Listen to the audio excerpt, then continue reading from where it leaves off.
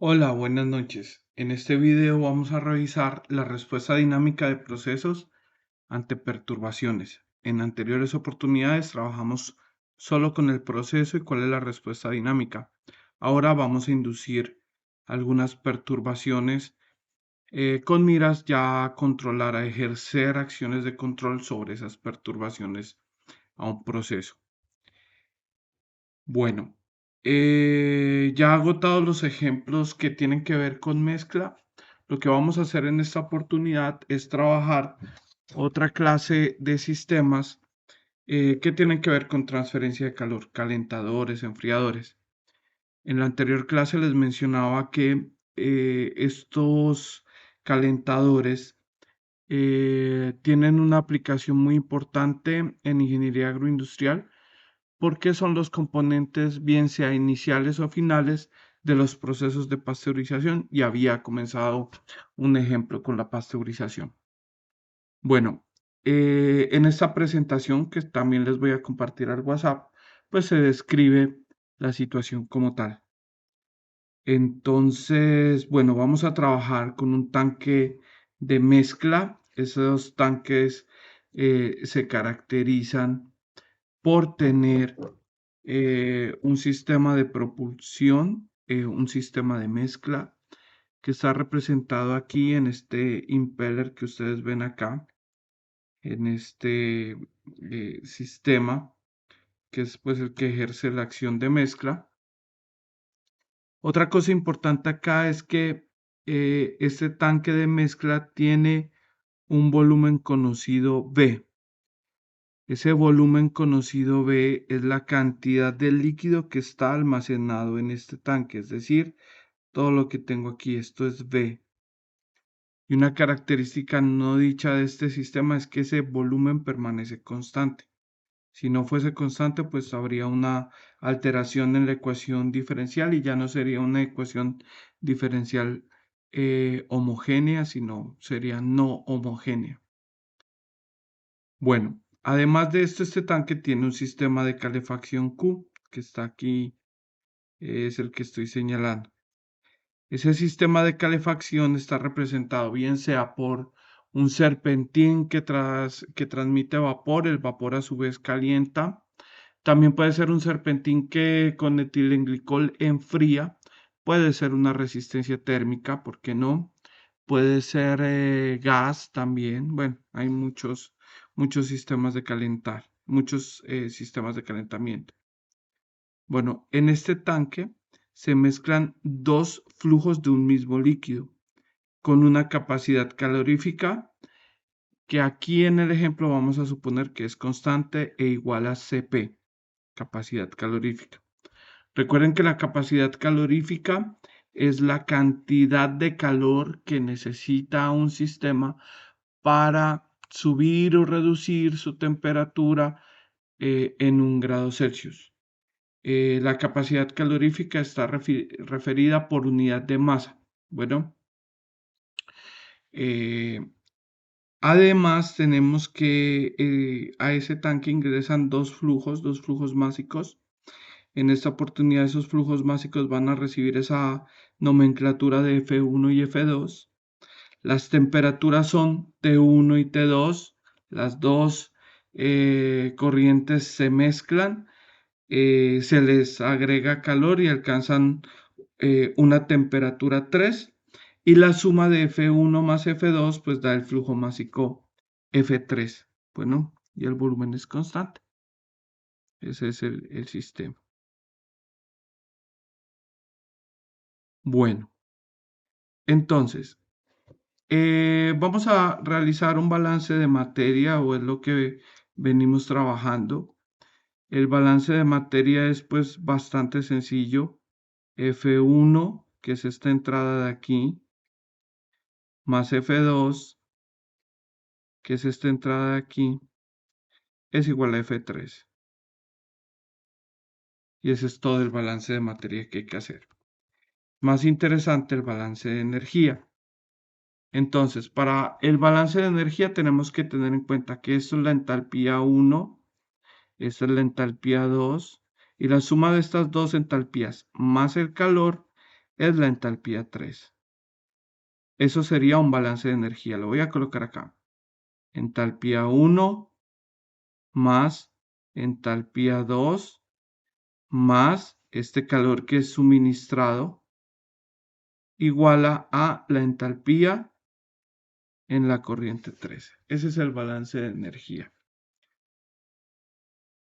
Bueno, pero ese balance de energía sería o corresponde al estado estable. En el estado transitorio hay que hacer una modificación, hay que tener en cuenta el término acumulación de energía. Entonces lo que tendría sería la variación de entalpía del sistema con base en el tiempo es igual a la suma de las entradas, es decir, H1 más el calor más H2 menos las salidas que serían H3, tal cual hicimos en anteriores oportunidades con la masa. Ahora, la propiedad termofísica entalpía, pues no se mide directamente, se mide a través de una propiedad termofísica, ya lo había señalado, esa propiedad termofísica es la capacidad calorífica. Entonces, esta ecuación se va a transformar.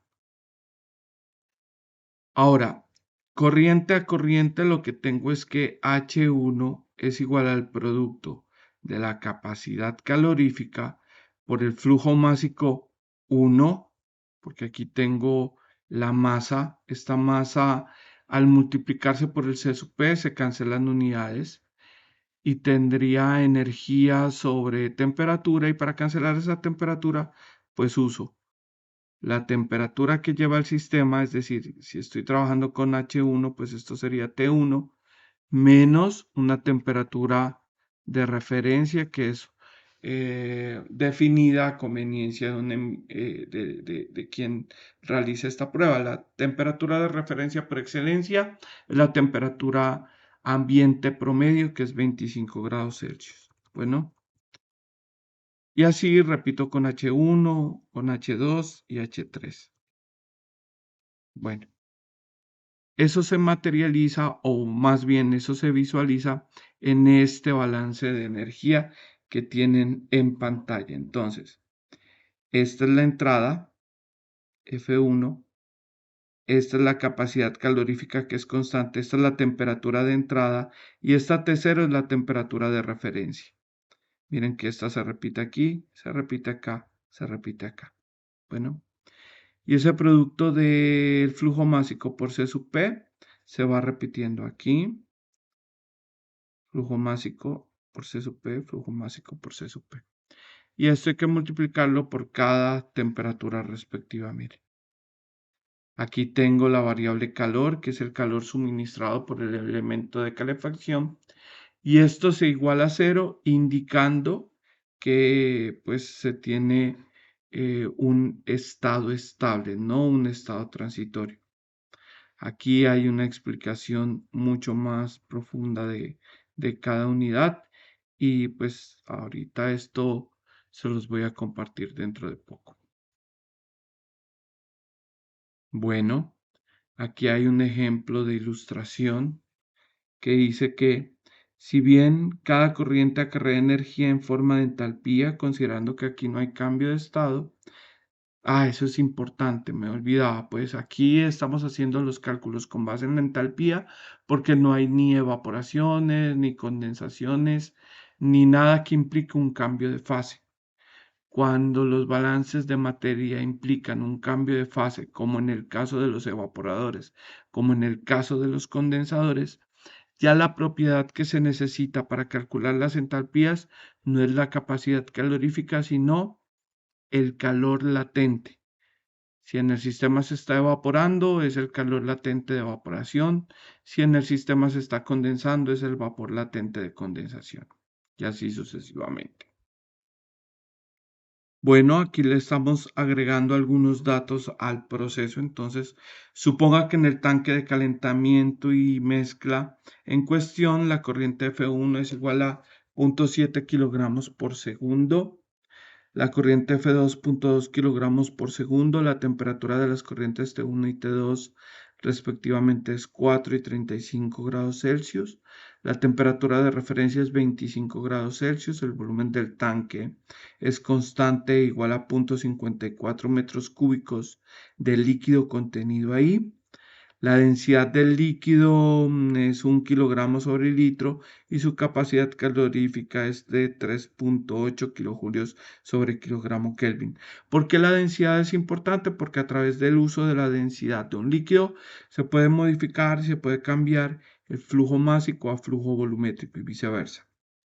Bueno, el propósito de este balance es calcular el flujo de calor necesario para que el líquido alcance una temperatura de 70 grados Celsius. Eso sería la temperatura al final.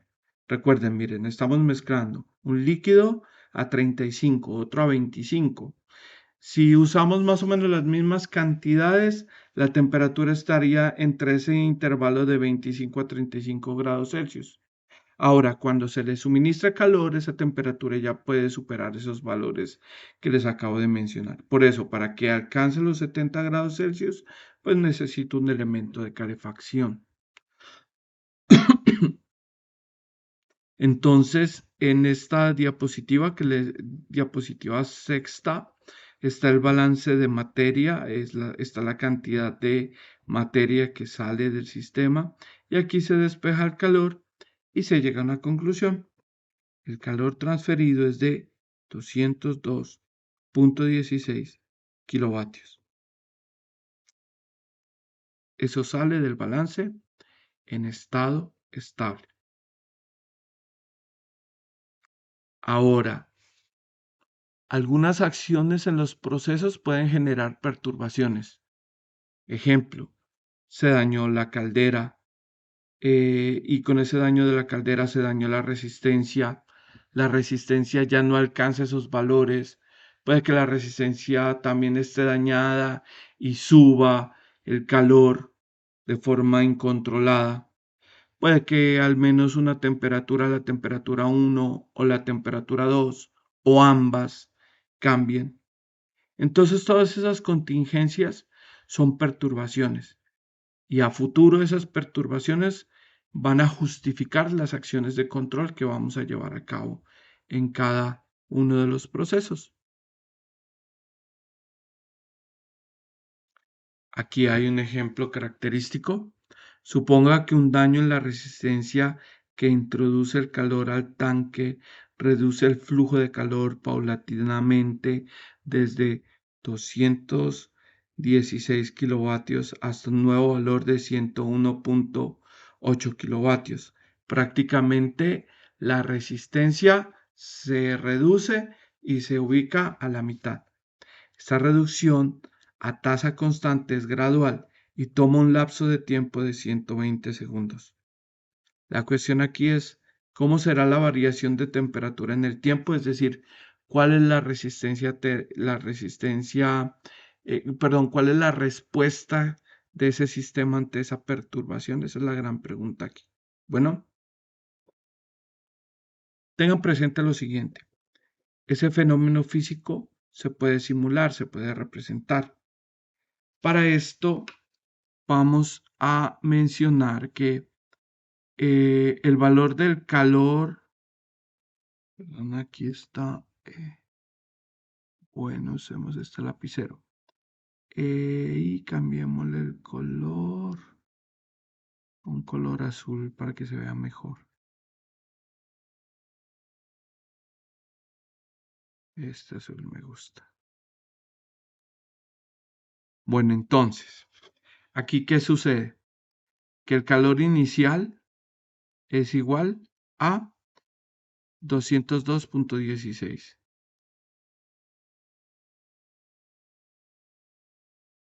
El calor final es igual a 101,08. Y el tiempo que se transcurre o el tiempo de cambio es de 120 segundos. Este video se puede parar en cualquier instante.